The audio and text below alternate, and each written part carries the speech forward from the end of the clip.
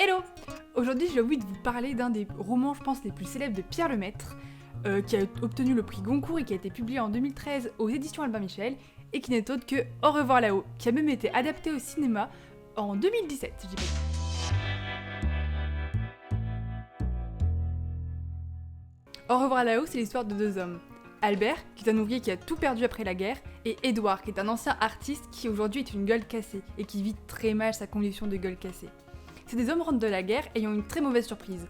C'est pas du tout comme ils l'attendaient. L'État ne les reconnaît pas, trop occupés à se consacrer à la glorification des morts, ils en oublient les vivants, et ça ne leur plaît pas trop ces deux hommes-là. Ils sentent qu'ils gênent, qu'ils dérangent, qu'il y a un problème. Et c'est dans ce contexte un petit peu particulier que l'un d'eux décide de proposer à l'autre de monter une manigance d'envergure nationale, et afin de se faire de l'argent, et de vivre la vie qu'ils souhaitaient après-guerre en fait.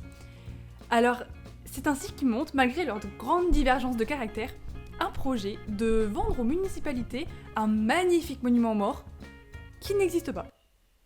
Voilà la magouille. Leur but c'est donc, avec l'argent récolté de leur magouille, de partir s'exiler dans les colonies au 14 juillet pour pouvoir vivre une vie tranquille avant que l'État ne se rende compte de la supercherie quoi. Voilà, ça c'est l'histoire. Pierre Lemaitre c'est un auteur que j'aime énormément.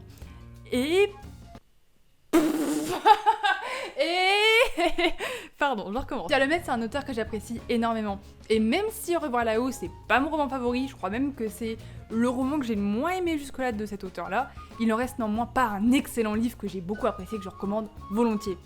Je pense même qu'il a sa place parmi mes incontournables et des classiques de ma bibliothèque, pour dire. Ok, donc je vous explique. Au revoir là-haut, c'est un véritable voyage. Pierre Lemaitre, il nous emmène dans une période, dans un contexte qu'on pense connaître parce qu'on le voit à l'école, parce qu'on en parle souvent, parce qu'on voit des films, etc. Mais en fait, il nous le montre de par une fenêtre qu'on ne connaît pas forcément. Et c'est super intéressant, super original, très bien écrit. On a le contexte qui est bien décrit, on est hyper immergé, on a des personnages qui sont hauts en couleur, auxquels on s'attache énormément, qui ont du caractère. Enfin bref, très bien décrit, un très bon roman. La plume de Pierre Lemaitre... Voilà, hein. Et le seul truc que je pourrais lui reprocher, c'est peut-être un peu sa longueur. Au revoir là-haut, c'est un très gros livre, il fait plus de 500 pages, il me semble. Et c'est vrai que moi, c'est ce qui m'a déplu en fait. Pas la longueur, parce qu'en soi, des romans avec beaucoup de pages, j'en ai déjà lu plusieurs. Mais là, c'est vraiment le fait qu'il y a des passages qui sont longs. Et ouais, ça peut être un peu décourageant. Mais au final, la qualité de l'écriture est là. L'histoire, elle est vraiment prenante. Et on a envie que leur magouille fonctionne, on a envie qu'ils soient heureux, qu'ils puissent se reconstruire parce que c'est des hommes qui ont été déconstruits, qui ont été détruits, et on a envie qu'ils se sentent juste bien et qu'ils trouvent la paix finalement, la vraie paix.